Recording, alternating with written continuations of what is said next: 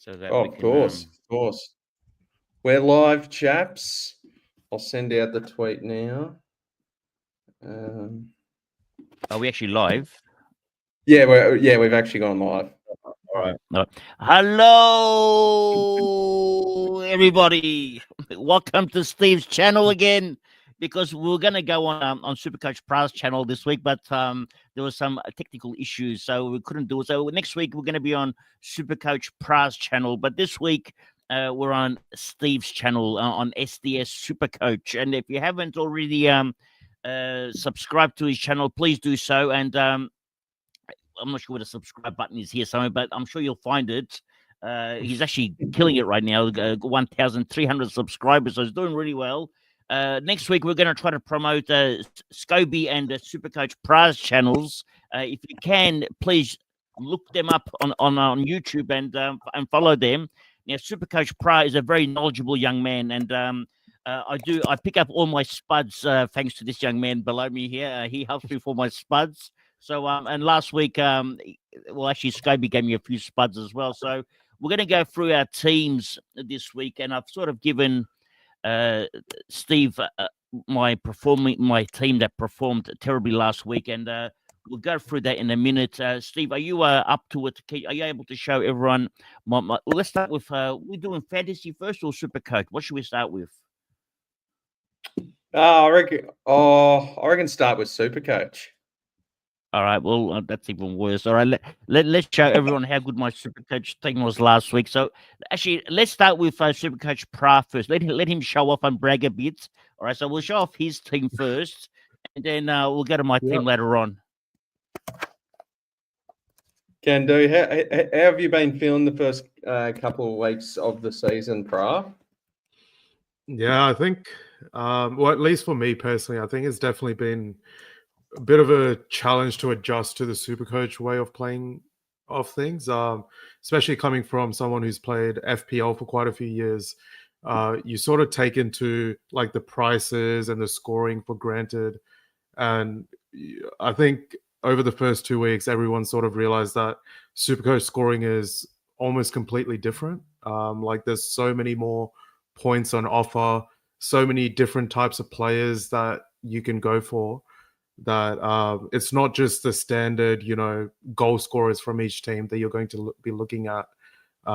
So yeah, I think it's a very interesting week coming up for like trades and things like that, given that prices are changing now. So yeah, we'll see what everyone's thinking going into this week. Yeah. Are you going to actually win SuperCoach this year, SuperCoach Pra? Because one of us has to win it. It's not going to be me. So it's either going to be Steve, Scobie, or yourself. So I'm out of the picture. I'm already coming last, I think. I'm getting the wooden spoon from every possible league I'm in already. So I'm actually cursed. Okay, I've got a curse on me. I can't get rid of it. So I'm happy to go last in SuperCoach EPL, but as long as AFL picks up next year. But so we're expecting you to win it this year, one of you two. Okay, so Steve, either you're going to do it, or SuperCoach Pra's going to do it, because we've got to show something to the people. Okay, they're expecting big things from us. Oh, yeah, I don't know about that with the start that we had. Now let's have a look at your team here. Now, can you tell us how your team performed last week? Who'd you captain? Who'd you vice captain? This is last week's team, yeah. This is not. This is before trades, yeah. No, so this is I actually sent this week's team, but I'll quickly send you last week's team. It's basically the same thing. Okay. And we've got Global there. This young man, Global. Now he's asking, is Palmer injured? I think Palmer is Gonski for a week, maybe. Palmer is. Yeah. Palmer is expected to miss this week, as of the latest news that's come out from some Chelsea journalist, because there is an international break coming up as well after this week for 2 weeks. So if he misses this week, he's realistically getting 3 weeks to rest and recover from his injury. So we are expecting him to be back the game after this week. So yeah, he will probably miss this week. So it is a fair bit of money just sitting on your bench. But if you do have someone who can come on for him, he should be back next week after the break. Now, last week I was a genius. Last week, okay, I'm going to explain something about Palmer. Now, last week I got up nice and early to watch this game because I wanted to be ahead of the rest. Okay, so I saw Palmer in the warm-ups get injured, so I was very smart last week. Okay, so I sacked him. I got rid of Palmer. I brought in Rianders last week to replace Palmer. Now, Rianders did nothing, okay, for my team. Absolute spud, Rianders was, because the week before, everyone got his 100 points, whatever he scored. But the minute I got him, That's he did exactly nothing. how it So happens. Rianders came in, and I was happy because everyone's going to cop a donut from Palmer. At least I got something, But no, it didn't happen that way because everyone copped Grealish's score, which he scored 20 points, and I got nothing. And I was so upset. I couldn't recover the whole. I didn't sleep all night. I was so angry. But that didn't finish there because last week, if that wasn't bad enough, I VC'd. Who did I VC last week? I VC'd the big boy from Man City. Okay, Haaland. He scored me 3 points. Was it 2 points or 3 points?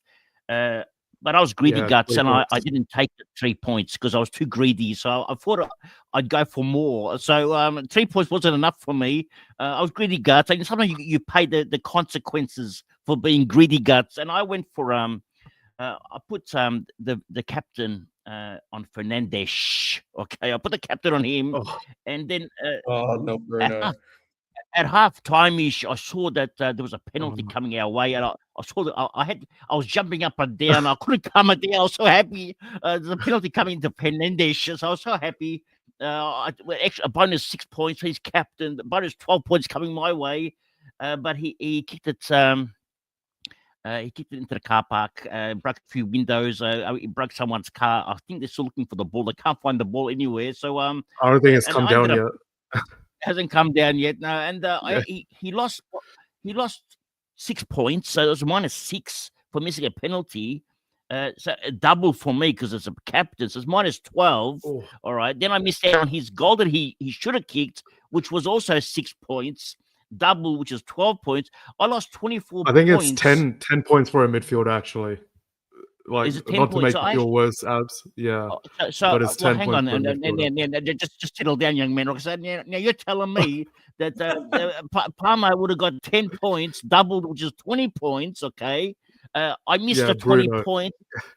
Plus, sorry, Bruno, yes, plus the 12 points that he went minus. That's a 32-point turnaround for my spud. That just hurts me. It makes me so angry. I can't come it down. Oh man, I completely feel you, Abs. It was so painful, and the worst part is, okay, as if that wasn't painful enough. Okay, I was painfully watching that happen.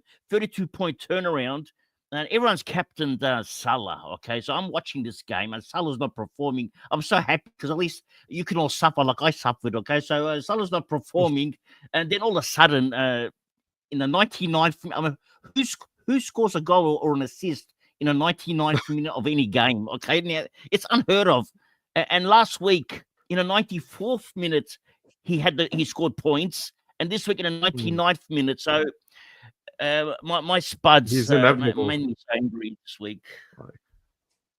Yeah. Now, don't even get me started with Salah there. Honestly, let's have a look at. Are you going to keep Palmer now? Are you trading out Palmer? Are you going to keep Palmer? What's your plans?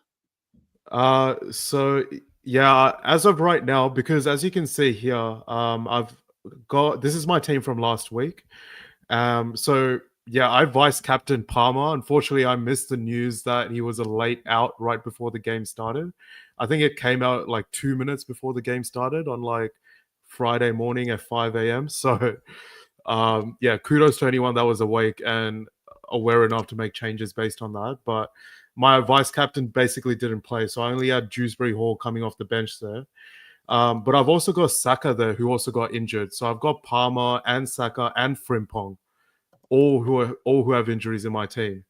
So I'm just basically trying to see who's got the worst injury and who's going to be out for the longest period of time. which as of right now, it does look like it's going to be Saka. He's confirmed to be out for at least 4 weeks with a hamstring injury, which means he'll miss this game as well as most likely the game after the international break as well. And also, given that there's many more players in the forward positions that I want, I think it makes more sense to trade Saka than Palmer, at least for me in my team, because there's more players that I can bring in for Saka that I'm happy with, whereas there's not that many midfielders that I really want to get instead of Palmer. So yeah, if we have a look at my trades later, I've only taken out Saka this week and one of my defenders because I have to bring in Calafiori, I think, like most people. And those are my two trades at the moment. Yeah, actually, speaking of Calafiori, okay, now if we, I looked at his break even, and like he scored 20 odd points this week, 20 odd points last week. All right, so he got he's going to make some cash. We're estimating. Well, it was Scubby was saying that if he just turns up, doesn't even score anything, he makes 2 mil or 2.5 to 3 mil. So he's going to make some serious cash. But if you take a look at the other, if they're right, what is it? Their left back. Is it their left back or the right back? The other their player, right back, Timber. Yeah, Timber. He scored a 40. Who scores 40 in any? I mean, my spuds in AFL didn't score 40s. All right, now how does a player in soccer, all right, in football or the football, whatever they call it, score 40 points? Now, isn't it worth bringing him in? Wouldn't he be the better option? Because of the fact that he's got that 40 in the cycle next week as well. So he's got that in the cycle for 2 weeks. Is he going to play? So that's the thing. If you think he'll play the next 2 weeks, and if you're just looking for a money or a cash grab, break-even wise, I think Timber will be the better bet for the break-even play because, like you said, that price will be in his cycle for 2 weeks. And I'm looking at the SuperCoach website now, and if we just go by their projections, Timber's break-even is expected to be in the negatives for the next 2 weeks, even if he just steps on the pitch. Yeah, and he'll make minimum 3 million. I think 3 mil. Is that sound about realistic, or am I exaggerating a little bit now of 3 mil? So it says that he'll make 3 mil in just the first week if he gets around 10 points this week. And in the second week, what's he going to make in the second week? If he gets around 14 points, which is their projected, because he's playing a worse team than this week in Liverpool, he's projected to get another 3.5 mil. So over 6 mil in 2 weeks. 6.5 mil. Yeah. So he's priced roughly around about 8 mil now. Okay, is that right? What, 7 mil? He'll be 7.5 exactly. He's going to be the same price as Mohamed Salah. Okay, in 2 weeks' time. Yeah. No, I think that's all true, but something to keep in mind though, because like we saw in the first week where Ben White started, Timber came off the bench that week, so it's not like he just stayed on the bench and got a DNP, like didn't play. He came off the bench just to play for 20 minutes, and he actually got a 0. So if he comes off the bench again and gets something like a 0 or a 1, yes, he'll go up in price because his break even so low, but it will probably completely kill his cash gen straight away, meaning that you will have to trade him out probably the week after or in 2 weeks max. So as long as you're prepared for that risk. Job security wise, you're telling me now that White has got more security than Timber, or I think they tend to pick it on a game by game basis because I think Timber is the preferred player against most teams. But dependent on their opposition, I think they do prefer Ben White because he does have a better passing range than Timber. So when they play teams where they need maybe their right back to be a bit more of a passer than someone who's just strong and defensively good like Timber in the corners and good for goal scoring, they could go for Ben White, but it's really 50-50. It's hard to pick between these two, really. Even last season, we saw that they almost shared their minutes every time they were fit. If one of them gets injured, I think the other one immediately becomes a good pick, obviously. But at this point in the season, when they're both fit to start the season, I think I do see Calafiori starting more games on the left, and then coming off after 60 minutes or 70 minutes, which for Supercoach, it's probably a good thing because he locks in his clean sheet. Yes, he might not play the full 90 minutes, but at least he's playing most of the time from the start to get the most amount of minutes. And you'd always rather the first 60 minutes your player's playing than if they just come on for the last 20 minutes to get a 0 point or a 1 pointer. So Okay, yeah, that makes sense. yeah. Now I'm just going to go. Actually, we've got a few questions here. I'm going to go through some of these questions now. Rod McGrath here says that I was smiling first week. Now I'm crying at second week. Well, Rod, I was crying the first and the second week, 2 weeks back to back. I've been crying, so don't worry about crying. Now we've got Double Dummy here. Now he says here, evening gents. Sorry I'm late. We'll need to catch up later on what I have missed. Okay, well, you haven't missed much. All you've missed is me whinging and complaining about Fernandes, who we're going to bring on to the show later on as well. Fernandes will be on the show later on. Now, if you just notice that Steve walked out and walked back in again. Now, Steve's back with us. He just did some shopping, so he went to Aldi. Okay, so he's done some shopping at Aldi, so he's come back. So welcome back, Steve. Now, Engo has saying that I've lost it. Yes, I've completely lost it. I've lost my marbles. Okay, this game. Now, I played AFL Supercoach, and I was frustrated for 24 weeks, and it makes me very frustration watching AFL Supercoach. I've to cop 38 weeks of this now. 38 weeks of blowing up. I'm gonna go bananas. Okay, I don't know what's gonna happen with this game, but this game is a killer. It drives me nuts. I just want to be happy for 1 week. Just show me 1 week of happiness. I'll be very happy. Now, Rod McGrath said, call the ambulance. He's about to have a heart attack. Well, let's see, I've recovered, so just calm it down, young man. Now, Double Dummy has said here, average for me, both weeks getting whacked by injury gods early. Yes, been very unlucky with the injuries. I'm very sad when There's been so many injuries, like more than most seasons that I can remember. It makes me very sad when I see my opposition teams have injuries. Okay, so I get very sad when I see you all have injuries and not me. So I'm very sad to hear about that. Now, we're going to go to Cheese, my boy here, Cheese, and Cheese. Usually he likes cheese, but we're not sure if he likes cheese or not. So because the other day he said I don't like cheese, so I don't know what's going on with Cheese. But he says here I had an amazing start week 1, followed up with a score of 42. 42. Actually, I beat that cheese. I got 44, and I was very upset. So 42 is not good. Poor old Cheese. Now, I had a matchup. I scored 44. My opponent scored 146. How do you lose by 100 points in soccer? Okay, you can't lose by 100 points in soccer. Round 2. Okay, round 2. Did they have Timber? Timber's 40 points? Yeah, he must have had Timber. He didn't just have to. He captained Timber. How do you captain Timber? I mean, who captains Timber? That's a time traveler right there. Unbelievable. And anyway, he had the whole work, so it was crazy. Now, and I feel your pain, Cheese. The 42 is a very bad. Now, Double Dummy has asked, is Wirtz a dud? Is Wirtz a dud? Okay, now, not only is he a dud, he's actually a spud and a dud. He's both in one because he got taken off. He got taken off the field in the first game early. What happened in the second game? Got taken off again in the second game. Yeah. We all got scammed. I mean, I was listening to a lot of experts from the Pommy land out in the other side of town, okay? And they were saying that Wirtz is a champion, okay? They're saying that Wirtz is the next best thing, the next Maradona, okay? Wirtz is going to become.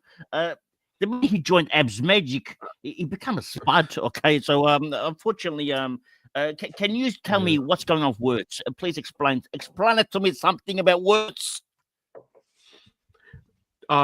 For me, I think the biggest problem for him has just been he seems like he's physically struggling to adjust to the Premier League's like speed and intensity. Like he's a great player when he's on the ball, of course. Like there's no one's doubting that. Technically, he's very, very good, very skilled. But I think he's struggling to cope with the speed that both the first games against Bournemouth and Newcastle have been played at. And maybe he's been a bit unlucky because he's come up against teams who are known for being really good at pressing and defending from the front, like in Bournemouth and Newcastle. Like next week, he's going to be playing, not next week, sorry, the week after, he's going to be playing Burnley and then Everton. And I think he'll have a bit more time on the ball in those games and a bit more time to show what he's actually about. But yes, of course, for someone who's come in for as much hype as he has, you'd want him to get off to a better start. I think it's also just a league that he's come in from. Like I've always said that there's a bit of a Bundesliga tax for players who come from Germany. There's always a bit of an adjustment period. Like if you just go back in history and look at players like, Havertz, Nkunku, like Sancho, like just a few of the players in recent history, they've all struggled a bit when they've come in. I think the only one who's immediately popped off is Haaland, and he's a bit of a freak of nature, really. So not everyone's going to be like him. Even Šeško, okay, the Šeško man, he's struggling as well. So he's not doing nothing. So, well, I think the German league's a lot softer than the Premier League. So yeah, I think once Word gets up to speed. The next question becomes, what do you do with Wirtz? Okay, because they're going to ask, this question is going to be asked. So I wanted to, well, here we go. Double dummy said here, I wanted to go Wirtz to Richarlison, but do I move Saka now? Okay, now he's got a problem. He's got the Saka problem. Yeah, I've got Saka as well. And due to me prioritizing cash generation, I actually have to hold. I would prefer to move Saka over Wirtz. I mean, what do we think of Richarlison? What happens when Solanke comes back? I'm not too sure. I think it's going to be less volume for Richarlison for scoring potential. So, but it's EPL SuperCoach is a funny one. It's one of the, I'm pretty sure Ab said it, it's one of the only formats where you actually have to point chase. So yes, so it's an odd one. Here's the problem with SuperCoach, all right? This is the problem, and I don't think anyone's actually worked this out yet, except for last year's winner, who's a gun, but he's not on. He hasn't come on the chat yet. With EPL, with FPL, you can trade out a player and look at the draws. Okay, you can say, look, Wirtz this week's playing Arsenal. You don't want to. Why pick Wirtz? You can pick someone that's got a really good draw, like the Bournemouths and the Villas or whatever, right? But in SuperCoach, you've only got. I'm down at 39 trades already. I already did 2 trades last week, and mind you, one of the trades last week, I brought Ballard in. You can see him dead as spud. He got injured. I can't believe I'm bringing a player. Actually, I tried out Frimpong to Ballard, and then I had to switch it because I decided I might as well keep Frimpong now. And then I ended up. I think one of the most popular ones was Frimpong to Nuri, who also got injured. And another one got injured. Yes, the injuries are crazy. Yeah, but the problem is with FPL. If you bring in a player like Richarlison, what are you expecting? Are you expecting to keep him all year? Like, because he's not a big cash grab. Like, he's not going to make a lot of money. Like we got the players that we mentioned, the Grealishes. They're going to make some cash because they're priced at what, 3.5 mil or whatever they're priced at, and we got those Arsenal defenders going to make some serious cash. But what's Richarlison going to do? You bring in Richarlison to keep him, aren't you? Or are you going to plan to trade him out again? That's the question now. And then the question becomes, like in my situation, right? You can see the spuds in my forward line. I got Haaland, who had a good first week. He missed sitters in the second week, but he's a keeper because we know we can keep him all year. He can score. We got Wirtz, which we don't know nothing about. Okay, so at the moment he looks no good, and he's going to lose some cash. And in my case, I got Spud Crook there. Okay, if you notice, I don't want to talk about Spud Crook this week, but I got Spud Crook in my team. Now, how do I pick a bunch of Spuds so easily? The whole week, I picked the whole team is Spuds. How does anyone do that? I mean, you can't pick a team all Spuds, but I did. Okay, I managed it. So now. Then you had an unlucky week there. How do you keep doing it? What do I do with Spud Crook? Look at his price. He's cheap. No, he's a must trade out, I think. See, that's the opposite. I'm actually thinking the opposite of this, okay? Because The lowest Spud Crook can go to is 3.5 mil. That's as low as he can go. All right. He can't go any lower than that. Mhm. All right. So what's he Yeah. going to lose the most? 1 mil. Yeah. He just needs one big game. All right. Let's say he scores a 20 or 25, one big game. Then he's got to back it up with another big game. All right. Then before you know it, Spud Crook has made 3 or 4 mil. Then you trade him out. So Yeah. I'm thinking. The only thing I is, so hope- he did get I subbed don't at put him on half time field. in the last game. Yeah, he did So because he was. do you think he's going he got- to? Do you think he's going to start moving forward? well, Yeah, I think he'll keep starting. Yeah. Our backup striker, we play a 5-3-2, so we play two up top, Bowen and Fulkrug, and our backup striker is Callum Wilson. So I think he's fairly safe for the time being. So I like Abs's thinking there. I think you can hold. Yeah, so you could just check him on the bench. You don't have to play him. Yeah, I could just mind you, my bench is not that good right now. Okay, so I sort of have to play Spud Crook. But if I had a good team like most teams do, okay, I can actually put him on the bench. All right, but at the moment, Spud Crook is my star player, so I've got to put him on field. But with Spud Crook, I'm just going to leave him there. He's not going to lose money. Whereas with Wirtz, what have I got to gain from Wirtz? What am I expecting? Am I expecting Wirtz to score 2 or 3 goals in a week? No, but Spud Crook can. So I'm happy to leave Spud Crook on the bench and just wait for him to make some cash. Eventually, he'll get there. There's going to be a week where he scores 2 goals. It has to be. So that then becomes the question, who are the best forwards that I can put in this team that can stay there for the whole year? Because I've only got 39 trades left, so I can't keep switching my forwards around. So the next one is Salah, right? So you got Mohamed Salah. You can put him in there, but he's too expensive. He's 14 mil. Okay, now his price will eventually drop. He's going to have weeks where he's going to score no goals. He's going to drop down to 8 mil. All right. Now, what happens when Fulkrug or Spud Crook kicks 2 goals back to back, 2 weeks in a row? Okay, miracles can happen. Okay, kick 2 goals back to back, and then Salah doesn't score for 2 weeks. His price drops. Spud Crook's price goes up. Then before you know it, the price difference between Spud Crook and Salah is only like 3 or 4 mil. It can happen. Okay, now last year Salah dropped down to 8 mil. At one stage. If you have a look at his pricing from last year, he dropped all the way down to 8 mil. So that was toward the end of the year where he didn't score. So it can happen. And it could have happened now if the first 2 weeks he didn't score in the 99th minute and the 94th minute. It would have also happened. So I think SuperCoach, you've got to play it a little bit differently. If you've got cheap players like the Fulkrugs that can score big on any given day, you just keep them on the bench. There's no point, even though they're spuds, you just put them there. Yeah, you just got to hope for a big return. And I think another thing in EPL SuperCoach, what's going to happen is, and it's like that in most SuperCoach formats, the longer the season goes, the less options we have to make cash.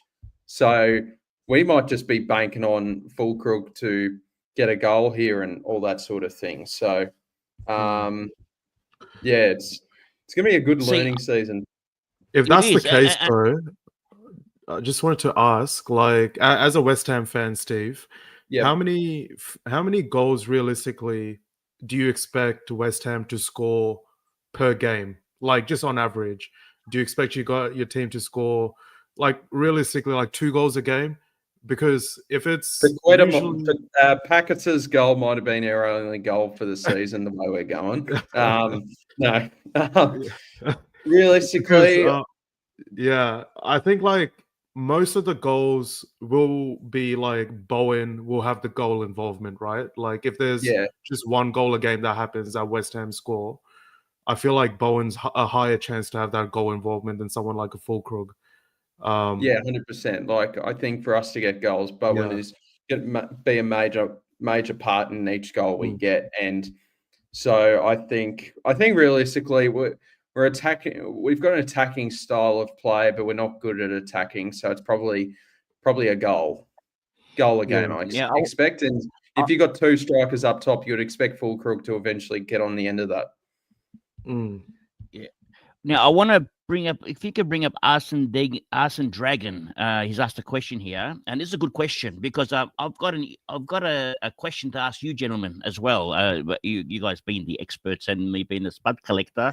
Now, I've got a question to ask here. Now, it says here that Arson Dragon is going to trade out Frimpong. Okay, now.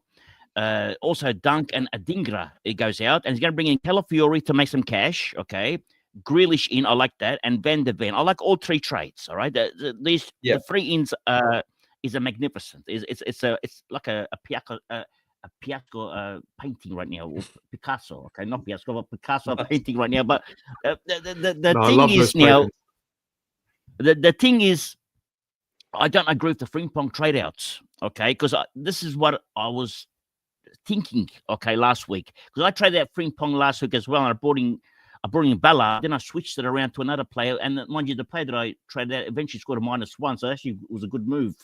But with Frimpong, he's going to play next week, all right, not this week, but maybe round 4, maybe game week 4 he plays, or maybe game week 5 he plays. Liverpool's draw opens up, all right, so Liverpool's draw, it's going to look really good soon. With Frimpong, it's only 6.5 mil. So if you see Frimpong have 2 or 3 clean sheets, 1 or 2 goal assists, Frimpong's going to score the same as what we're seeing Calafiori score. All right, he's going to, being a defender and having a goal assist, he's going to go to these 20s and 15s. Once he starts doing that, then what are you going to do? Then you have to bring Frimpong back in because you're going to make some cash. So you're actually using 2 trades now. You're going to trade him out, then trade him back in again, okay? Because playing for Liverpool, eventually they're going to have to have clean sheets, right? Because, I mean, it's one of the best defensive teams last year going around. So, and Frimpong also an attacking halfback at 6.5 mil. I can't trade him out. If it was 10 mil, I would trade him out. But at 6.5 mil, I just can't trade him out because I know with limited trades, I have to bring him back in again. Okay, so that's why I've kept him. So in my case, I'm going to trade out Rodon, okay, out of this team. Okay, even though Rodon's 3.5 mil, he plays for a spud team. Okay, this team concedes goals all the time. So if Rodon concedes 4 goals, look at his score. He only scored 1 point. Okay, Rodon, because his team conceded a lot of points or a lot of goals. So I see it that you need defenders like the one you've picked, Calafiori, Van der Ven. These type of defenders are going to score points because they play for good teams. They don't concede a lot of goals. They keep clean sheets. I see Frimpong in the same caliber as a Calafiori and a Van der Ven. And for that reason... He should be even better, I think, once he starts playing. And he's going to play on the right wing once Salah moves and plays AFCON. So for that reason, I'm going to have to hold Frimpong. And in FPL, different story, okay? I can lose 4 points, okay? Trade out Frimpong and get a -4 and bring him in any time. So it doesn't matter. But you can't do that in SuperCoach. So for that reason, I'm going to hold, So that's why I'm holding Frimpong. Thinking. I would hold Frimpong, and it looks like here, I guess he might have to, if he wants to hold, if Arson Dragon, legend of the community, by the way, he's just going to have to choose one of Calafiori or Van der Ven to bring in. Dunk I like as a trade out. Adingra, I mean, he hasn't exactly gotten on the end of many returns, and they've had 2 really easy fixtures thus far, Sunderland. So I think their fixture is going to start getting a bit harder. So I like that. You need Grealish in. Ideally, you want Calafiori in. So, and he's really got a nice, strong front 3. So you'd like to think he can hold that for most of the way. So, and he didn't. Just wanted to mention with Adingra as well, he did get subbed last week around the 60th minute. And then Sunderland played a game midweek as well, I think a couple of days ago, where he didn't start and his replacement started and scored as well. So I'm not sure if Adingra... Does that just mean he's getting rested? Yeah, he definitely got rested in the midweek game, but the player who played instead of him did score in that game. Okay. So, I still think he'll start this week for sure. I don't think he'll be benched moving forward. But, just something to consider that if you did think he'll play 90 minutes, every game, he'll probably won't play exactly 90. It might be a bit less. So yeah, Yeah. I think that's a good trade out as well. Yeah, Actually, less volume. From memory, Arson Dragon, he finished in the top 100. Was it last year or was it this year? I remember he was having a In big year EPL. in AFL, Well, Supercoach. He was going massive. I think I'm sure Yeah, it was last year. He was he's an running absolute legend. Yeah, he was having a big year. So he's one of the gun Supercoach players. This young man. Yeah, makes me Now, feel good then he's holding Palmer as well. Then feels like I'm on the right he's track. With that. maybe he's an Arsenal supporter because maybe Arsenal Dragon, maybe and then he supports Arsenal. the Dragons in the NRL. Is that what? Actually, is that what? I don't follow the NRL, so I don't know much about Dragons. But Georgia anyway, Illawarra Dragons, so maybe Arsenal and the Dragons. yeah, Give I us want to some talk about context another. on- I want to talk about another topic here. Okay, this is Yes. another discussion here, and I want to get your opinions, gents. I want to talk about Bruno Fernandes. Okay. Yes. And Bowen in my team. Now I got them two there. You can see them there. Okay, they're standing out like a lemons right in the spuds there. Now they're going to lose money. All right, their break evens. Both of them are 25 each. They're both going to lose cash. Okay. The thing is, with SuperCoach, pricing goes down, then goes up. It's very volatile. Okay, they're going to go up and down like yo-yos all year. For me, I'm going to hold both of them. All right. I don't see any point in trading out both of them because at the end of the year, when you look at the midfielders, if you have 4 midfielders in this team, who are going to be my end game 4 midfielders that I want to keep? All right. We can say Bruno Fernandes is one. All right. We can say Palmer is another. All right. Yes. Who are the other two that you would want to have in SuperCoach? End game midfielders. Oh, I don't think it was a tough one. I don't think Bowen can be the way it's going. But we say that, right? Okay. Now let's go back to Bowen. He averaged. I mean, look at his price. It's 11 mil. Okay, if my eyes are seeing correctly, which means that he averaged 11 points a game last year. All right. Now he didn't score every week last. How many goals did Bowen kick last year? Did he? It's not like he kicked. He scored. He was really good. 20 goals. You can't say kick actually because you can use your head these days. But he could have headed some goals in. But how many did he score? Did he score 20 goals? Was he a 20-goal season player? Or 10 goals? I'm fairly certain he got to 20 in the end. I think in all competitions he got 20, just not in the Premier League by itself. So in the Premier League, how many? Here, I guess 38 games in the Premier League. So what would he have scored? Maybe I'll have a look quickly. Maybe 12. I'll have a look. Mind you, there were assists as well. So I suppose if you count the assists and the goals, because what I'm trying to say Bowen got 13 goals and 11 assists last year. So 24 13 goal goals contributions in 38 games. All right? So let's say we're expecting him to have 18, maybe 16. Okay. So that 11 mil price tag, maybe he's worth 8 mil this year. All right. But that's still a lot of contributions. I mean, you're not going to get that kind of contribution from any players in that midfield in EPL. So even if he loses 2 or 3 mil, it's worth keeping him in my case. Because if I trade him out, who am I going to replace him with? There's no one out there. They're all spuds. Okay. I'm just going to replace a spud. Are you bringing in someone like Grealish anyway?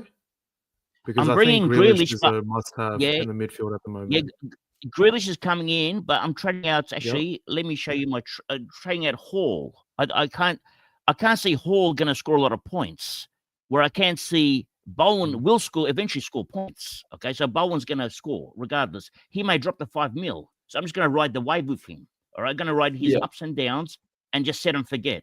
It's going to be like if I started him, I'll have to keep him now because he's going to be the best in the top 4 for sure, maybe top 6. Same as Fernandes. Okay, last week Fernandes didn't score any goals. He had no assists. Okay, still scored. How many points did he have last week? He had 10 points last week. I just had a look, and if Fernandes scored that penalty, just that one slight change, he'd be the top scoring midfielder in the game right now. Fernandes. Exactly. So that's how close it is. No, he doesn't. Paqueta takes the penalties. Yeah, Bowen probably won't. Yeah. So I do think Bowen is slightly overpriced for what he might produce going into this year, because I think compared to last year, I think West Ham might struggle a bit more this year, at least how it's looking at the start. Might change, of course, but like you said, if it's a season-long pick, especially in something like SuperCoach, where you do have limited trades, you do want the best players at the end. That's the whole point of it. So if you've started with someone like Bowen, there's no point trading him out just to bring him back in. So if you're happy to ride the lows at the moment for a little bit, their fixtures do open up a bit more as well. I think I sent like a fixture photo in our chat if you wanted to maybe bring it back up. Yeah, if you wanted to bring up the fixtures there. I just sent it just very recently just now, so it should be the most recent message. Perfect. Yeah. And these are the fixtures from game week 3 onwards, so we're ignoring the first 2 because that's already done. I think it's this one. But yeah, maybe something like this might help you as well, Abs, just to see. Is it in order of easiest to hardest? Yes. So this is in order chart. of last year's table. Oh, So okay. how they finished. Yeah. Yep. Okay, so we've got so they got one red fixture in the next 8. After Forest, they got Spurs, Palace, Everton, got Arsenal there, but then Brentford, Leeds, Newcastle, then Burnley. So it's a really nice run as well. Yeah, especially for an attacker. I think like defensively they won't keep many clean sheets because I can see each and every single one of those teams probably scoring against them. But for Bowen, you're not getting him for clean sheets, right? Or even Fulkrug, for example. Like if you think that West Ham will score a couple of goals in those kind of games, then yeah, it's going to be either Bowen or Fulkrug at the end of them. Like Paqueta's not going to score a wonder goal every game. Yeah. 100%. Now, with cash making, then, all right. So then the question becomes, how do we make cash? If we're going to keep all these spuds, they're going to lose some cash. How are we going to make some cash? Okay, and the way I see it is, you make the cash from the defenders, because once you have a couple of defenders have a couple of clean sheets back to back, they make a quick 2 or 3 mil. You just keep swapping your defenders around until you build some cash up, because eventually, everyone's price will drop. The Isaac Newton theory, okay? What goes up must come down, okay? Remember that, okay? Yeah. So everyone's price is going to drop. Even Mohamed Salah, you're not going to trade him out. If he had 2 bad games back to back, which you could have, would you have traded him out this week? No, you're going to keep him because he's a season-long keeper. So yeah, same as Haaland. If you started with him, you got to keep him. Yeah. So that's why I'm going to keep Bowen, and because when I spoke with you guys last time, it was 2 weeks ago, you just told me to get Bowen. I wasn't going to get Bowen. Wasn't even on my radar. Okay, now and everyone was talking about Bowen, so I got Bowen because of you guys. Now, if I trade him out, is it not look very good? Okay, it making me very upset. So I'm gonna hold Bowen this week. Okay, I'm gonna hold Bowen for another 36 weeks. I'm just gonna suffer. Okay, that's what I'm gonna do right now. Now, I'm going to go to my trades. Actually, Steve, let's have a look at your team, okay? Because we showed off my spuds, okay? And we showed off actually, what did you score SuperCoach Pro last week? What was your score? I got 73 in the end. 73. Okay, so that's good score. Okay, we won't mention what I scored, how many points I scored. Okay, I mean, I was saved by Grealish's 20. So without Grealish's 20 in there, it would have been a lot worse. I'll just I'll just take a screenshot of my team and send it to the chat. Then I'll share. There's plenty of problems. There's plenty of problems. We're ranked 15K, that's all right. 36 weeks ago. Do we actually before trades or after? Do it before trades. Yeah, the double dummies asked a question here. Well, he hasn't asked a question. He's made a comment. Okay, I think we missed a question before that as well. Is Guimaraes a decent option? Bruno Guimaraes. Guimaraes. Yeah. How much cost this one? How much does Guimaraes cost? Let's see. He's 8.1 million. His break even's only 5.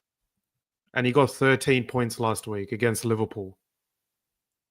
He did score in that Okay. game, of course, which does help. And he won't score Yes. every week. He's a bit more of a defensive player. So he scored I 13 think, points with a goal. yes, with a goal. So that goal was worth 10 points. 10 of yes? that. Yeah, 10 of that was a goal, yes. Yeah. So really, he only scored 3 points if you don't count that goal. Yeah, he did get yellow carded as well. So yeah, it went down. So yeah, you are relying on attacking returns, I think, at that price. At 8.1 million. Like if he was a bit cheaper, like 5 million or less, I think he's a decent option because he plays for a good team. He's always involved, like in the play.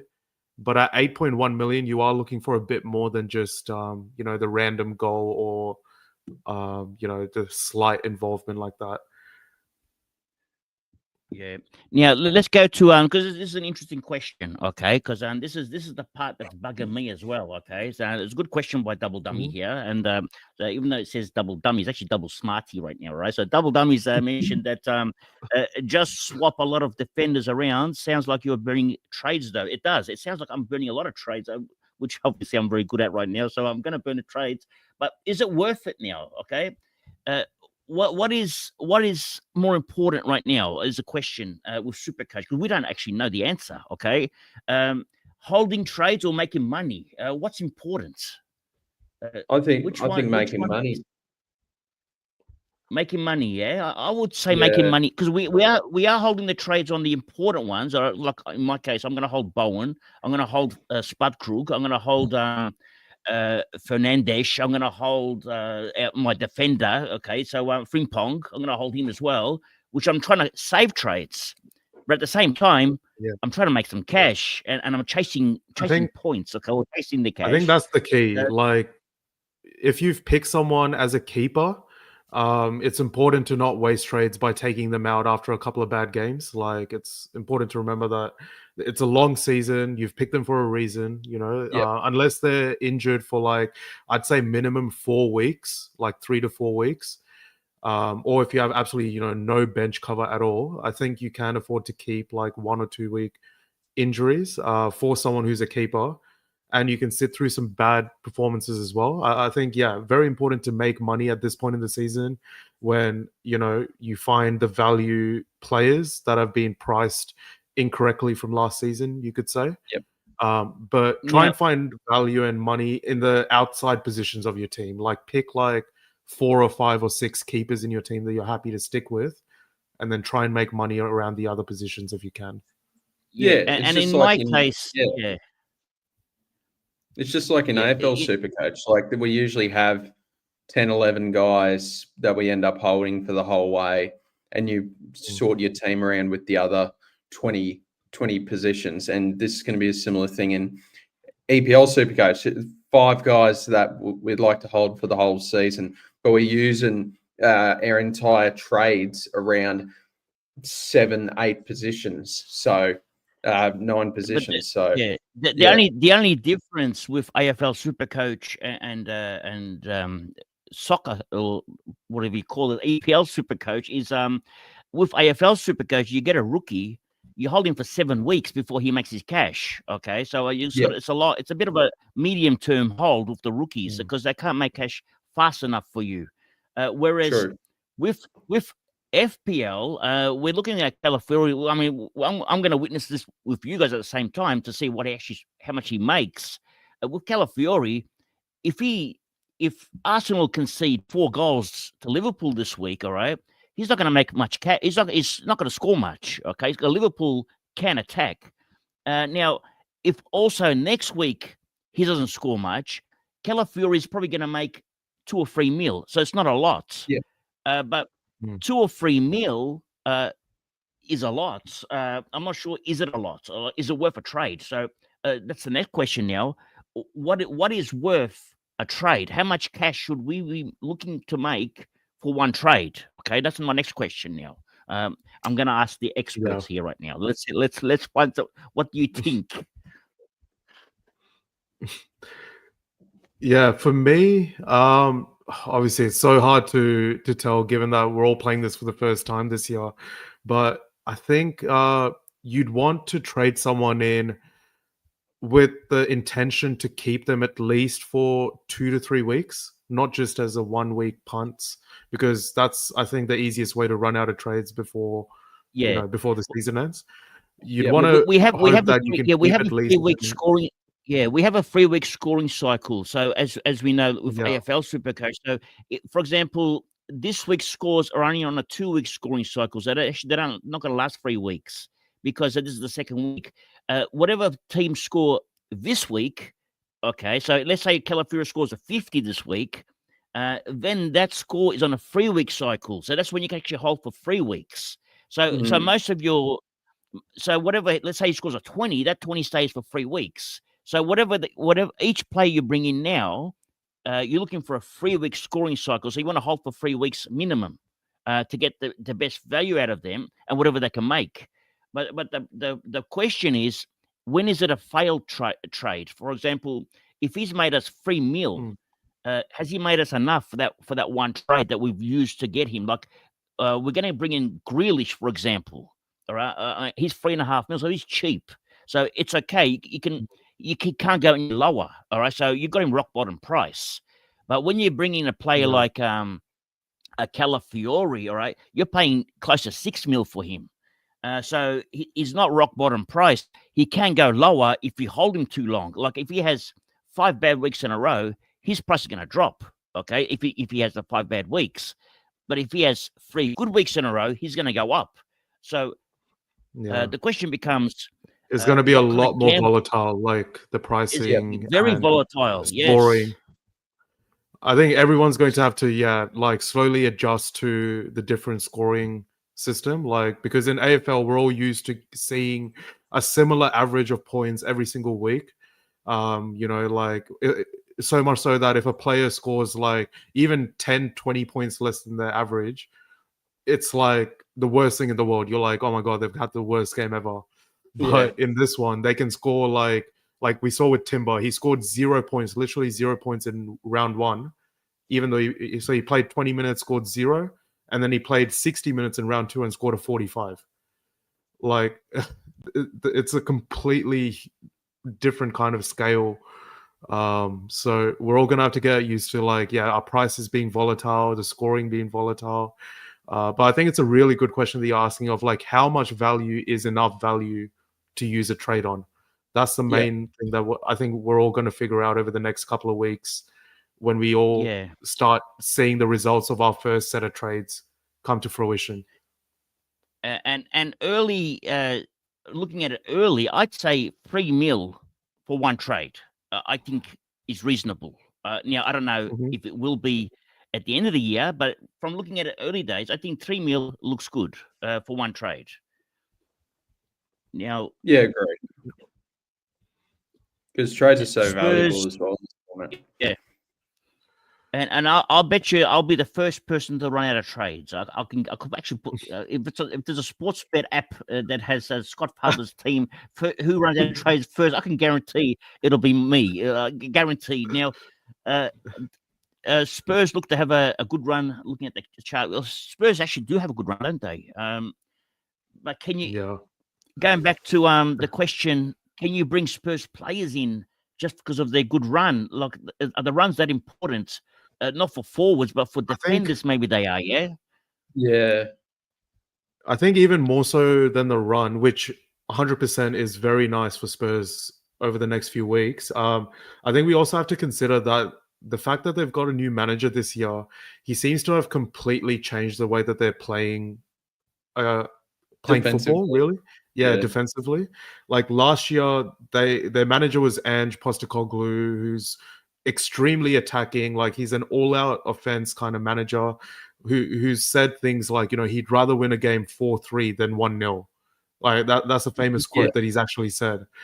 Whereas now they've got a manager who thrives on like the defensive side of the game.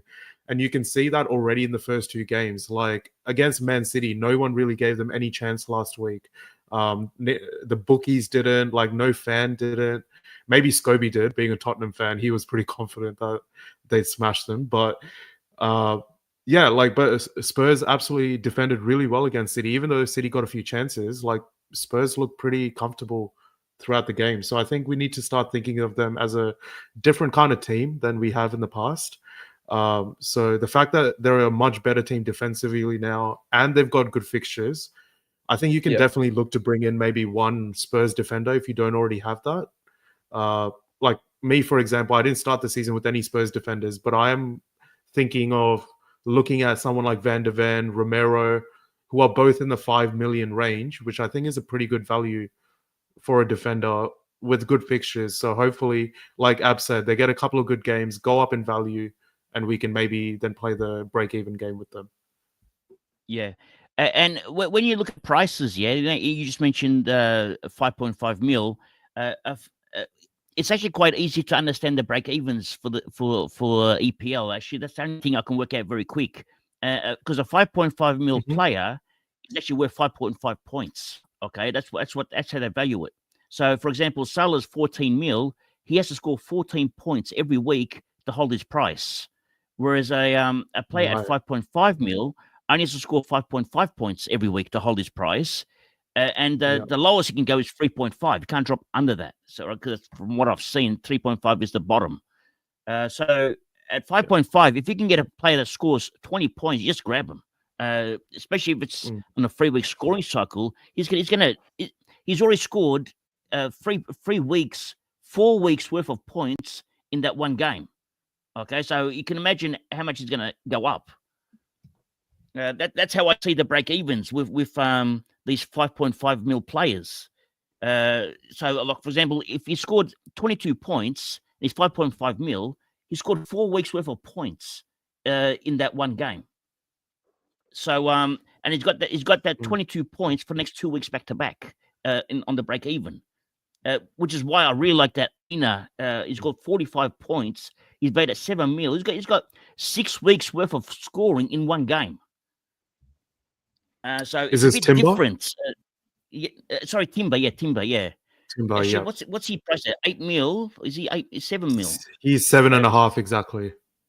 7.5. So that's 15. He's got 6 weeks worth of scores in one game for his price. So the next 2 games, all right. So the next 2 games, he's got 12 weeks worth of scores in the next 2 games for his price, which is why he's going up 6 mil. That's if he plays. All right. So you're telling me even if he's a sub and comes on, he's still even if he scores 0, he's still gonna make money. I just don't know how much. Okay, so I just got to work it. I need to work out how much. Once we work that out, then we'll figure it out perfectly. But I think Timber is probably going to be the gamble I'm going to go with ahead of Calafiori because of that 45. Interesting. Yeah, or I might go both. I don't know what I'm going to do yet. So I've still got to work it out. But it's a different concept altogether. This EPL. Yeah. No, absolutely. And I think what I've also found with defenders, especially, like having gone for someone like De Kuyper, who I think a lot of people ended up going for, like, for me. I think you really underrate how important it is to get the defenders from actual good teams who won't concede a lot of goals. Yes. Because like I got De Kuyper for his attacking ability, not at all thinking of like, who cares if they concede a goal here or there, like clean sheets, whatever. If he scores a goal, it's going to be the best thing ever. But if you have a look at the highest scorers, I know it's only been a couple of weeks so far, they're all almost defenders from good teams, like unsurprisingly. Yes. Cucurella, you got Cucurella was doing well. You got the Arsenal defenders all doing well. The Spurs defenders. The Man City not doing well at the moment, but they will do well soon, I suppose. So, actually, Man City, who would you grab once they get a good draw? Man City is a bit of a gamble, honestly. The only would you go Munoz once he's better? Would you pick him up? Munoz from Palace? Crystal Palace? That is Palace, isn't it? No, the other one. What's Al Nouri? That's the one. Ait Nouri. Yeah. And how long is he out for? Once he's 3 weeks. something like he should be back after the international break as well. So he'll miss this week, but then he's got a couple of weeks off, like Palmer, and then he should be back after that. He's So- definitely an interesting pick, but he does have a bit of competition there with Guardiola, who hasn't played the first couple of games from injury. They both can play in the same team because Guardiola can just play centre back. But the way Man City have played the first couple of games, obviously they might set up differently in the future, but the left back has sort of tucked in as a third centre back, and it's the right back who's attacked. So Guardiola is usually the left back who tucks in, which is why people are saying that he might compete with Aït-Nouri for that spot, depending on the opposition. So I think I want to see at least 1 or 2 games where they both start together to have that confidence that, okay, I can see that they're both starting and playing in separate positions. They're not going to compete. And then if I do see that, I think Aït-Nouri he'll be a good pick from a good team. Well, the good thing is At Aït-Nouri his didn't price, score much. I think it's a bit too much of a gamble at the moment. Yeah, he didn't score much the first time or last week because he got injured, so he didn't score nothing at all. So he's going to drop in price anyway, regardless. So we can actually watch him for 2 weeks, like you said. You want to watch him, so we can watch him. But he could be one of those targets that you want to transfer, you want to trade out once you're cashed up, because you want to build your team as quick as possible as well. I'm assuming, yeah. So because Aït-Nouri's break even is 10 when he's back for the first game, and then 15 the game after. So he'll definitely drop in value a bit. Yeah, you'd think. That's his price. So he's actually his price. So game week 4 they've got United, and then game week 5 they've got Arsenal back to back. So a couple of pretty tough games there. So it almost works out perfectly if he's back for those 2 games. They're tough games. Hopefully, maybe if City concede, he doesn't score many points, and then we see what we do after that. Well, United hasn't scored a goal yet. They've only had an own goal credited to them, so their team actually hasn't scored a goal yet. So none of their players have kicked the goal. So it could be a clean sheet for Aït-Nouri against United. If they can't score this week either against Burnley, I don't know what I'll do with Bruno. Well, then Bruno has to go. Yeah, look that at Bruno's Grimsby score game last this week. morning. Look at Bruno's score last week. All right, have a look at Bruno. Yeah. He scored 1 point. All right, which doesn't sound like much, but he actually scored 7 points if you take away the missed penalty. All right, so 7 points in a game where your team hasn't scored nothing, and it's actually not that bad for a bad game. Yeah, for a team that lost much in that United midfield. So he picks up a lot of these clearance points, headers. He gets a lot of these where he kicks the ball and it's to a possession. He's actually a decent pick, Fernandes, for this game. Maybe not for FPL, but for SuperCoach he is. In fact, anyway, I'd argue that most players, after missing a penalty, they probably wouldn't get back into the positives. So the fact that he even got to 1, you did well to that's incredible. Get scoring, yeah. Yeah. Now let's go back to Steve's team, because we cut him off, so we apologize, Steve, that we you're all good. I know you're pretty upset right now with us, so we apologize. So let's have a look at all good. How many points last week did you score, Steve? How'd you go? 64, which I wasn't that thrilled about, but it's game week 2 and I've already copped a donut. Oh, you got problems, haven't you? Because you had 2 midfielders that didn't play. Yeah. Did one of your defenders not come on in that situation? Sorry? Did one of your defenders not come on in that situation for the formation? So I kind of forgot that we could change formation midweek. Yeah. Yeah, I thought it would happen automatically, to be honest, but I guess not. I don't think it did. So That's unlucky. I should have traded Ampadu, but I think I was looking at Matar Sarr from Spurs, who I think scored 6 that week.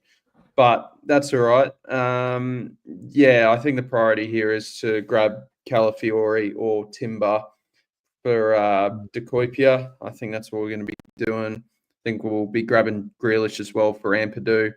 And I think the other one, I was tempted to trade Wilson for Caicedo, but or Tavernier from Bournemouth, but not fully sold on what direction I should go there. So, yeah, It's really hard finding a good midfielder to go for, right?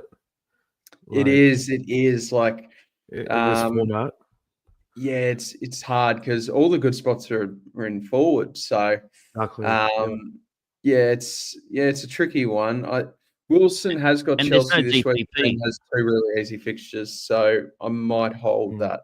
Maybe just make 2, but not sure.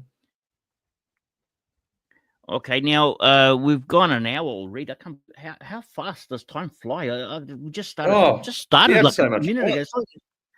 It's already gone We have over so an much hour. fun, Now, Max. chatting to you guys is always. I can chat to you guys for 10 hours. Time will fly. Now, are we going to do our FPL teams before we do FPL? Is there anything else? What are the players? In case people are going to ask now, okay, who are the players? Top 10 players to bring in this week. Okay, Do we bring that up? Anywhere? Yeah. Yeah, I'll bring it up on SuperCoach. Yeah. While you're doing that, there's just a question here as well. Is Declan Rice a decent shot at being one of the top mids? So I actually do think Declan Rice is a good shout for being like, if we're just looking at like the top 10 overall point scorers in the midfield spot at the end of the season, I think he's a pretty good What shout. did he score last week? Last week, let's see. He is pretty highly priced. That's the only thing why I haven't considered him. He's on free kicks, which helps. Yeah, he's on almost all free kicks. He's on corners. Free kicks.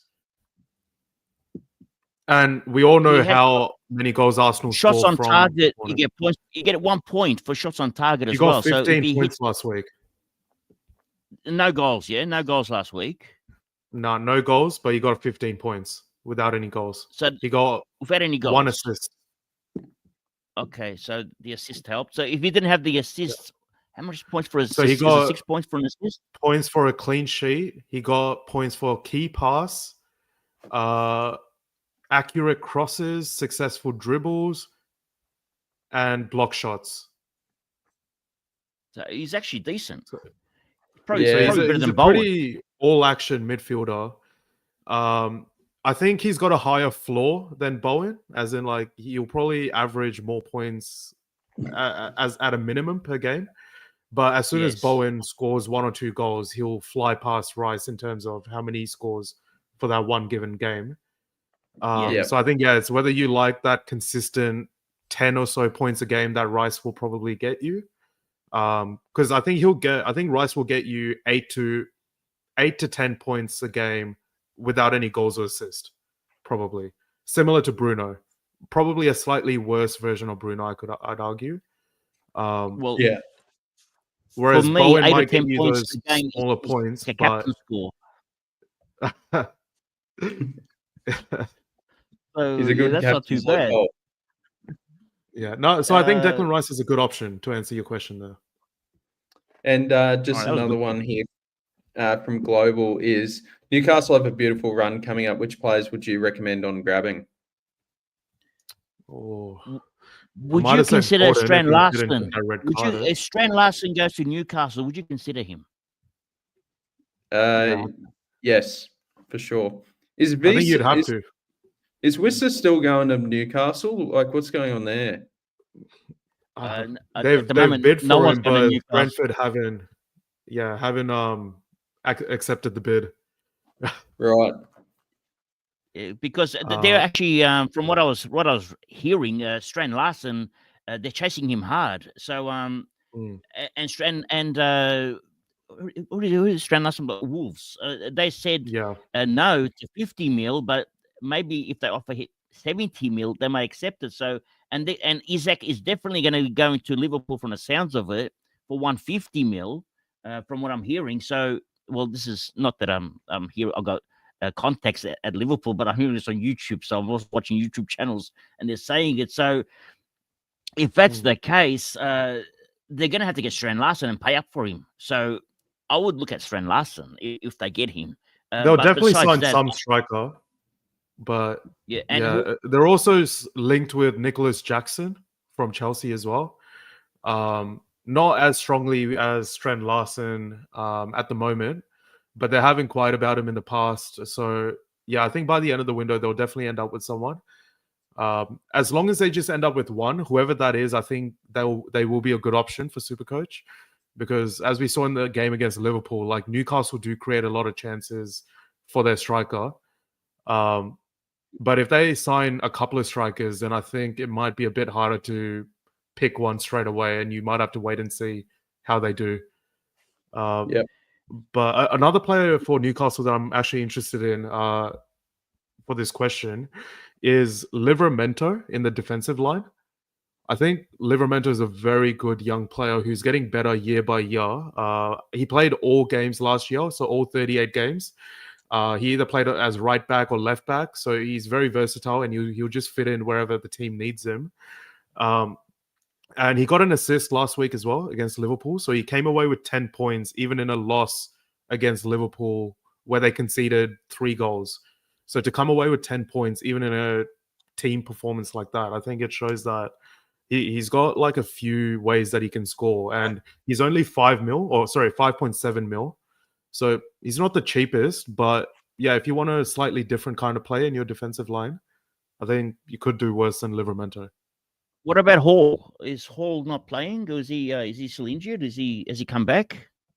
He is back. He did play in the last game as well, but he's a bit more injury prone. Like, he tends to pick up a few injuries throughout the season. But the good thing about him is that when he does play, he tends to take the corners and some of the free kicks. And he's a bit more of an attacking. Yeah, exactly. He's a bit more of an attacking player compared to Livramento, who's a bit more defensively solid on the other side. So yeah, and Hall is also slightly higher priced as well. Like, Livramento is only 5.7, but Hall is 8.1 mil. So he's almost 2.5 mil more. Yeah. So now, yeah. Looking at this sheet here now that Steve's put up. Okay, now we've got is that from the highest projected cash makers? Is that how it's in order? Is that do we adjust it by break evens? Are you able to? Is there such a thing as you can do that? Yep. Oh, you can. Okay. So those are the players with the lowest break evens. Okay, so Ballard's still got a low break even, which is interesting. Obviously, because he scored the 30. But how long's he out for? Because he scored 2 points. He hardly played. So he actually scored more than my captain. All right. And he only played for 2 minutes. So he got injured straight away, Ballard. What was his injury? So unlucky for anyone that brought him in. Yeah. A lot of people would have as well. I think he was like the most traded in player last week. Now, Ekitike on that list, I would see him as an avoid. I would go for Gakpo ahead of Ekitike. What if Isak doesn't go to Liverpool though? Then I think everyone will bring in Ekitike at that price. Yes. Then you got to pay up for it. I'd pay up. It's a very fine line. Like, it's literally, it could go either way. At this stage, like, I personally think I can't see Isak leaving Newcastle. I can't see Newcastle giving him up with this much drama going on and how they've held firm. But of course, if Liverpool cough up the money, then it's hard to say no to 150 mil. The transfer window ends in literally like 3 days, I think. So it's good that we have a rolling lockout, because I'm not sure if the Liverpool game is actually after the transfer window ends or not. But you could technically maybe wait to see. It's the last game of the round, right? Yeah, 1st of September, 1:30 a.m. for us. So it's literally on deadline day, basically. So we got to stay up on Sunday night. So yeah, I mean, it's probably more of a discussion for next week then, I think, Ekitike, because it's pushing it pretty fine. But hey, look, if there's any news that comes out before then on, Friday night, Saturday night, just follow your sources, have a look on, X or Twitter, and see what people are saying. If it looks like Isak's not going to join, I personally am pretty interested in Ekitike going into this week. I think he's going to have a monster season. He's going to be their starting 9 all season if Isak's not joining. Or at least till January. Yeah, exactly. And at least to go down from Wirtz, I'm saving 2 million right there for a much better SuperCoach asset, in my opinion. Spot on, yeah, because it's just the Isaac factor. Yeah. Now with Cullen here now, 5.7 mil midfielder. Is he any good, or is it the spud alert with Cullen? I think it's a bit of a spud alert. I think they just Burnley played well because they played Sunderland. Yeah. And they're playing Man U this weekend. Is that right? Man U this week? Yeah. So he might get a hat trick. He could make a lot of cash, but depends if Fernando's in goal or not, I guess. Well, what did he score week one? But week one, they also won, didn't they? So no, they lost week one. Yeah. Who'd they play? Week one? Spurs, first week. Spurs. He scored a 9. He scored 9. Scored 9. That's not bad. And he's captain, so he's locked in to play every week. He scored 9 points in a losing. How much did they lose by to Spurs? 4-0. 3-0. 3-0 or 4-0. Yeah, 3-0. Yeah, they got smashed. They only scored 9 points. If you have a click on his profile again there, Steve, we can actually see how he scored his points in that 9-pointer. If you click on fantasy stats next to summary. So he got 3 points for just key passes. So he had a lot of key passes against Spurs. 2 tackles. And 2 points for tackles. -1 in dispossessions, interceptions, and appearance. I'll put it this way, okay? If he keeps scoring 9 points, 10 points every week, his average will be, his price will be 10 mil. He's worth 10 mil. If you have a look at the game against Sunderland, he scored a goal and assist, meaning if you take away that 16 points, he actually got 9 points again. Exactly. So he's worth 9 points every week. Looks like he's getting, like at least 5 points, I think, would be his floor. If he comes away with like... Yeah. So he's more of a defensive midfielder. Yeah. So if you go down a bit now and look at price projection, if he scores 9 points, this projection score is 9, all right? How much does he make? Goes up to 8. He's actually making a lot of money. Yeah. Projected wise. But he's got the two tough games coming up. United and then Liverpool. Actually, it doesn't get any easier even after that. And you can see that he's going to stick on 10 mil. He's going to score the 10s and 9s every week. He's going to tackle. That's interesting. And Liverpool may not be that hard. Liverpool might actually be easier than we think because teams are scoring. We know he'll get defensive points against Liverpool. Like they'll attack a lot, so he'll get a lot of chances to get tackles, get interceptions. He's not a minutes problem. Yeah, I guess he's a better pick than we first initially thought. The only thing is, how many trades can we afford to make this week and which players are the highest priority? Like you look at Cullen at 5.7 mil and then Grealish is still 2 million cheaper than that. Can we go to Grealish? Can we have a look at Grealish? How much is Grealish going to make this week? No problem. -10 is his break even. Okay. This is and Grealish had 2 assists. Yeah. So if he scores a 7, he goes up 1.5 mil, an 8, another 1.5 mil there. Did he play 90 against Brighton? He played 89, I think.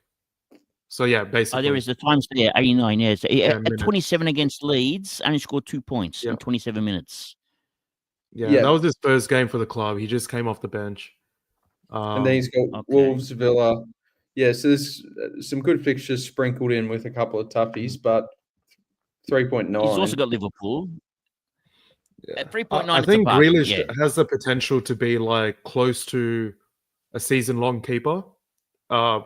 Yes. Unless he gets like injured or, unless Everton change how they're playing. Because I think immediately in that first game, he looked like the player that was like creating most of the chances for them. And that kind of player is always, I think, going to be like close to like a season-long keeper because they're always going to be heavily involved in the play. Like they won't go disappearing from matches. But yeah, like his price is low enough that, even if he doesn't end up being a season-long keeper, as soon as he's maxed out in price, like it shows you 7 million or 8 million if you want to give him a bit more, you can just trade him out to another cash cow. But having a look at this, Abs, who are you more interested in now, Grealish or that Burnley boy, Cullen? I'm tempted to do Cullen boy. I'm tempted to do Harry Wilson to Cullen and Ampadu to Grealish. Now looking at that, yeah. Do we know much about? Does it take free kicks and corners or anything? Do we know anything about? I've never heard of him. Okay, so I don't know anything about Cullen. I haven't watched him play.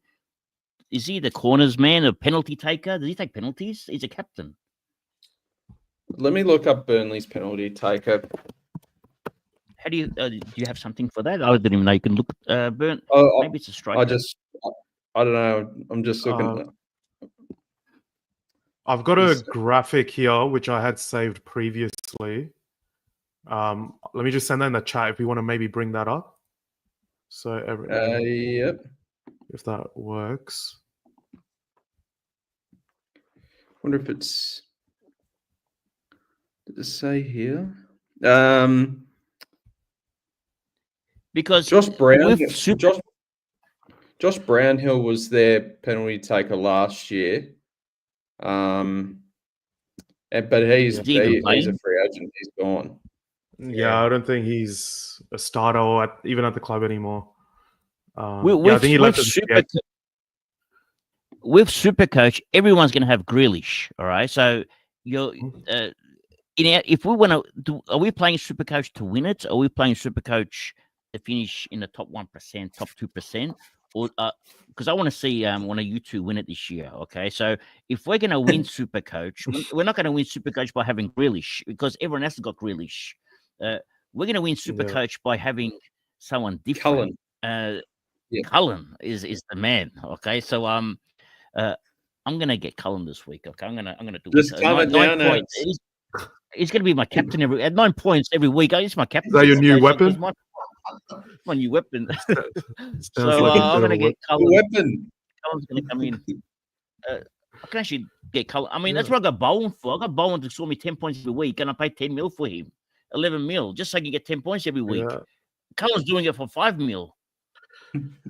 Bargain. So Cullen doesn't take any of the corners or anything. Yeah, based on this, it doesn't look like he's on it. Someone who has caught my eye though, and again, he's a bit more of a differential pick because I haven't seen his name mentioned quite a lot, is Matt O'Reilly from Brighton. Yes, I've heard a bit about him. Yeah, he's on this list. I was actually going to talk about him. Yeah. Yeah, he's on some free kicks. He's on some corners. And I believe he took the penalty as well, maybe in that first game for Brighton when Welbeck wasn't on the pitch. And in that second game, Welbeck missed a penalty. So potentially O'Reilly might be the new penalty taker for Brighton moving forward. And how much he costs? Is Brighton any good? Like, are they like they're just pretty decent? I think attacking wise, they're decent. Like they tend to give teams a pretty 100. Sorry, so virtually he's a player. Yeah, he's a player that you can have that can actually win you SuperCoach if he goes nuts because no one's going to get. No one's heard of O'Reilly. Okay, so Cullen and O'Reilly are the ones that can take home the biscuits. Okay, the chocolates. They're the cream and the. I think they can do it if he's cheap. But yeah, I'm definitely interested in O'Reilly this week. I was looking at him earlier for my trades. His break even's fairly low as well, if I'm not mistaken. It's -7, so it's not as low as some of the other ones we've seen. And he does have Man City this week. He scored 19 in week 1, but he scored a penalty, of course, so he got a goal for that. But even without that penalty, he'd be on 9 points. And then last week, his team got beaten pretty badly, but he still came away with 6 points last week. That's not bad. So yeah, at 6 million, like he's definitely got some potential. Like I've seen a lot of teams with like Reinders, for example, especially after that first week when he scored and assisted for Man City at a similar price. I think O'Reilly can definitely compete with someone like Reinders because he plays further up forward for Brighton. As we see in this graphic here, he's going to take free kicks. He's going to take corners. He might be on penalties when Welbeck's not playing. So, yeah, like I like O'Reilly as a bit of a differential option. He's owned by barely anyone in the game right now. What's his ownership at? 2% of the game. So, yeah, he's definitely... Less than 1,000 teams have O'Reilly. Yeah. If I get him and you get him, then you got a problem because he's going to be a spud. But if I don't get him and you get him, then you might be in good business. So I'll let you know if you should get him or not before I pick him. All right. Sounds but good. I'm probably going to get the other boy. I'm going to get the one that Cullen, whatever his name was. Cullen? Yeah. Yeah, I'm going to get Cullen. The captain. I like captains. Okay. So he's the captain of the club. Have magic. So I'm going to get him. Yep. Actually, talking about captains and vice captains. All right. Yes. Let's say your vice captain scored a 10. All right. Would you take that? Mm-hmm. I mean, I would. All right. No hesitation. All right. But what is a score? Like in SuperCoach AFL, 130 is our score we take. Sometimes we drop it down to 120. All right. In FPL, what is an acceptable vice captain score? 8+. Are we saying? Is that our? Would you get 10 plus? Yeah.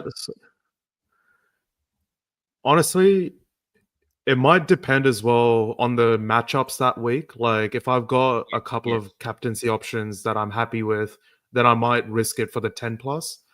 But yeah, if it's a round where, I'm already struggling to pick even one captain, if I can even get a 7 or 8 pointer from my VC, I think I'll take that. Yeah. Like last week, I should have taken the 3 points. The key is just making sure it's that consistent 7-pointer, 8-pointer, 7-pointer plus every week rather than, and I guess that's the thing with SuperCoach. You want a solid captain every single week. So, yeah, I think 8 points, 7 points is probably the VC take mark because what's that probably? If a player does nothing, just kicks a goal, that would be enough anyway. So because Cullen's going to score you 9 points every week based on the first 2 weeks of which is not much information, right? But if we go by information the first 2 weeks, and if Cullen scores you 9 points every single week, you can go outrageous with your vice captain and just guarantee the 9 points for your Cullen as the captain, as an example, right? So if he's going to do that, that's why I went Bruno Fernandes because I knew he was going to score at least 8 points, which he didn't. All right, but he could be a similar player to a Bruno Fernandes type player, maybe. But I suppose he's not. Yeah. He's not going to play Sunderland every week, is he? So he's going to cop some tough games. Yeah, that's the thing. He had a really good game last week as well. In terms of they just absolutely dominated Sunderland. Like Burnley had so much of the ball that he just had a lot of opportunities to do things with it. Obviously, against better teams or teams that will hold the ball a lot more, you are going to be more reliant on those defensive points. And as we saw with the SuperCoach scoring, it's not like each of those defensive points is 1 point. You have to get like at least 3, I believe, for it to add up, for it to become 1. So, it's just a bit riskier relying on those defensive points. Especially against harder teams. But, I think at its price point, though, it's definitely a good pick. But it's a good question though in regards to captaincy. Like I failed miserably with my captaincy the first 2 weeks. Like I think I captained Palmer's 3 points and then Haaland's 3 points back to back. So definitely not a good start in regards to that. So yeah, anything I think even close to 8 points or 10 points, I think I'll probably take at this point. Now I'm not sure. I'm sorry to cut this short today, boys, but we've been going on for about close to an hour and a half now, and the Legends game is on tonight. We sort of want to watch the Legends game, and I've got a lot of our viewers that want to watch the Legends game, so maybe we'll continue our discussion next week. But maybe before we do that, we'll just quickly go through our FPL teams and have a look at what we scored last week in FPL, because I struggled in FPL as badly as I struggled in SuperCoach. So how did you guys go in FPL last week? I What did I score? I think I scored a 30. It wasn't great. Yeah, 39. Yeah, I'm a lot more optimistic FPL wise and EPL Supercoach wise at this stage. I think the foundation is set there. Yeah, Captain Salah got lucky there at the end. But yeah, other than that, everyone else just scored twos here. So Palmer obviously was my vice captain, didn't play. Got Anderson off the bench due to his DEFCON points. Got a 4 there, but yeah, other than that, I fielded Sanchez over Dubravka, so I lost 3 points there. But yeah, I think I'm very much a player where I just love holding players. So I think I'm just Yeah. going to roll the transfer again and get to 3. Yeah, I'm What do you not think of very doing with patient. Palmer? Leaving him on the bench for a week? Yeah, I think I'll just leave him on the bench for one more week. Who do you have coming off the bench for him? Where's my pick team here? My pick team. Yeah, so maybe it's not great. I've got the Sunderland lad, Gooey. Oh, yeah. Guru. Yeah, I I've got don't I've got Watkins in my team, and I traded him out this week for Gyrokas. I can't even say it. Gyrokas, whatever his name is. Gyökeres. Yeah, Against So Arsenal. I've gone Watkins. Yeah, so I've gone for Gyökeres now, and I think Gyökeres is going to be an absolute gun at Arsenal. He'll be a beauty. I can see Arsenal, and because I brought in Eze to Arsenal, he's going to have goals coming from left, right, and midfield. So he's going to actually be a gun. He takes the penalties. So I really like at 9 mil. It's I know I got him early, okay, but I got him before the price rises. But there's no one else that I like except for him. So that's why I got him. So I'm pretty sure in a few it's gonna weeks, be Arsenal's got the best fixtures in the game starting. yeah, So and you're ahead of everyone's the going to curve jump there. on him. Yeah, so I put him in a bit early, and because Liverpool concede goals, I can see Gyökeres at least scoring one or assisting, and because Arsenal's not going to score no goals, they're going to score goals this week against Liverpool, and I see Arsenal as probably the best team right now. That's how last week I didn't see it, but 2 weeks ago against Man United, Arsenal looked terrible. Last week they looked so good. So I They see them did as play the best Leeds team. last week, though. Worth keeping in mind. Yes, that's true. And Leeds is always a team that, even though their quality is not there, they do try and play out from the back. Like they try and pass the ball around, which allows them to be scored against very easily by the best teams. But yeah, no, I agree that Arsenal looks like one of the top teams in the league again. And yeah, I think I'm very excited for the Arsenal-Liverpool game. I think it'll be the game of the round easily. I'm excited to watch that. They'll be very interested to see how that pans out. Yeah. Now, double Dummy's left us as well. He said, "Thanks, gents. Got to run. Love the content. So we thank you, Double Dummy, for We coming on. appreciate And it. maybe maybe we've got to run as well. Maybe we're gonna have to leave. So my team scored the 40 points. So I'm not going to brag about how good my team was. The Spuds. Steve's team scored 39 points. So Steve and I both had Spuds. And how did you go, SuperCoach, in FPL last week? How many points? In FPL, just slightly better than you gents here. I got 53 for the week. As Steve was reading out his team, I was thinking I've got literally the exact same team as him, but I think I also have João Pedro, which I think gave me those few extra points. Killed me. Yeah. I got Larson. Yeah. So I think basically every play that Steve read out, I've got similar, except I got Pedro Porro. I don't know if he mentioned him. Yeah, I've got happy with Porro. Well.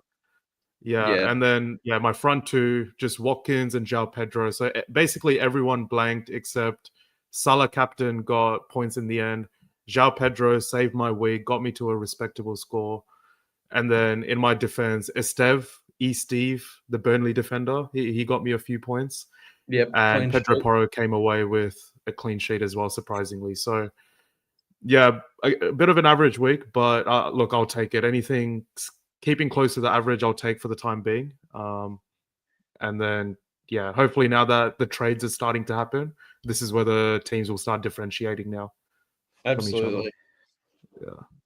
Well, it's been a pleasure, guys. Thank you for joining us again, and hopefully we'll be on again next week. Hopefully around about the same time-ish, maybe. Maybe we'll wait till Steve finishes shopping next week a bit, so maybe we'll start a bit later. So Steve only goes shopping once a month. He bought a lot of stuff from Aldi this week, so maybe we don't need to wait next week. But that's going to be all for today. So thank you, gents, and we'll catch up again next week. Thank you all for watching. Thank you for jumping on the channel, gents. Thanks, guys. We'll see you.